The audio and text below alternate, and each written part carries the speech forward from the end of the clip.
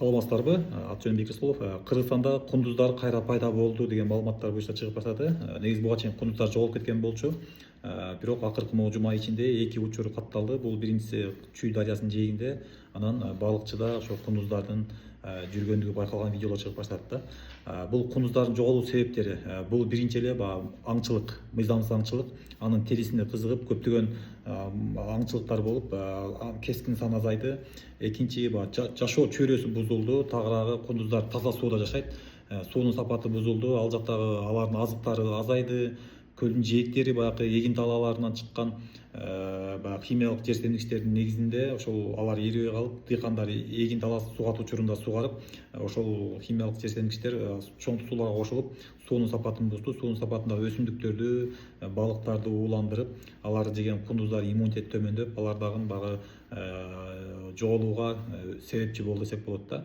Анан баягы азык түлүк базасы дедим жогоруда, ошол алардын азыктары кескин түрдө азайып кетти.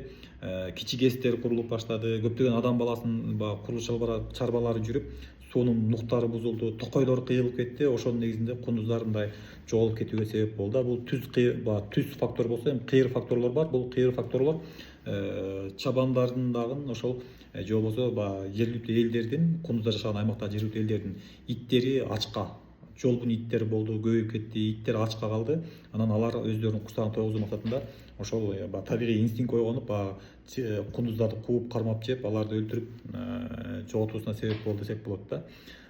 Ошондой эле баягы муну көбөйтүш эмне кылыш керек? Бул биринчи эле ошол өзгөчө корголуучу аймактарды кеңейтүү керек. Ошол кундуздар азыр пайда болуп баштаган жерге же кундуздар жүрчү аймактарга мындай микро резерваттарды куруш керек да, чакан коргоо аянттарын. Андан кийин мыйзамдарды катаалдатуу керек. Кимде ким кундуздарды кармаган болсо, аткан болсо, аларга аябай чоң өлчөмдө айып пулдар салыш керек. Керек болсо эркин ажыратуу керек деген маселе. Анан экологиялык мониторинг дайыма жүрүп туруш керек. Кыргызстанда кундуздун баягы санын тактап, жайгашкан ордун, жерлерин аныктап, илимий изилдөө иштери жүргүзүш керек да. Андан сырткары мындай экологиялык, технологиялык чаралар болуш керек. Мисалы үчүн ошол кундуздар жашаган аймактарда балык чарбасын өнүктүрүш керек. Ал жака ошо балык ресурстарын калыбына келтирип, азыктануусуна шарт түзүп бериш керек да. Дарыя жээктерине ошо балыктарды кое бериш керек. Андан сырткары суу жээктерин жашылдандырып, мүмкүн болушунча токойлорду көбөйтүш керек суу жээгинде. Себеби дегенде кундуздардын жашуунусуна мындай шарт түзүлөт да. Өзгөчө ошо Чүй дарыясынын жээгинде токойлорду көбөйтсөк, бул эки пайдалуу нерсе болот. Бул биринчиси кундуздардын саны көбөйсө өтө маанилүүсү, андан да маанилүүсү биздин жер аянтыбыз сакталып калат. Себеби дегенде суу жээкти жиреп кете берип, аябай көп аянтта жерлерибиз жоголуп кетүү коркунучу бар да. Ошого мындай суу жээгинде, Чүй дарыясынын жээгинде токойлорду аябай көбөйтүшүбүз керек. Андан сырткары билим берүүчүлүк, коомчулукка, мектептерде балдарга, коомчулукка ошо кундуздар тууралуу, алардын адам баласынын жашоосуна тийгизген пайдасы тууралуу аябай көп түшүндүрүү иштерин жүргүзүш керек. Кружоктор, жаш эколог кружоктор ачылыш керек. Андан сырткары ошол өтө дагы бир мындай берер кеңешим, ар бир адам баласы кундуздарды сактоого бир кандай дегенде салым кош керек да.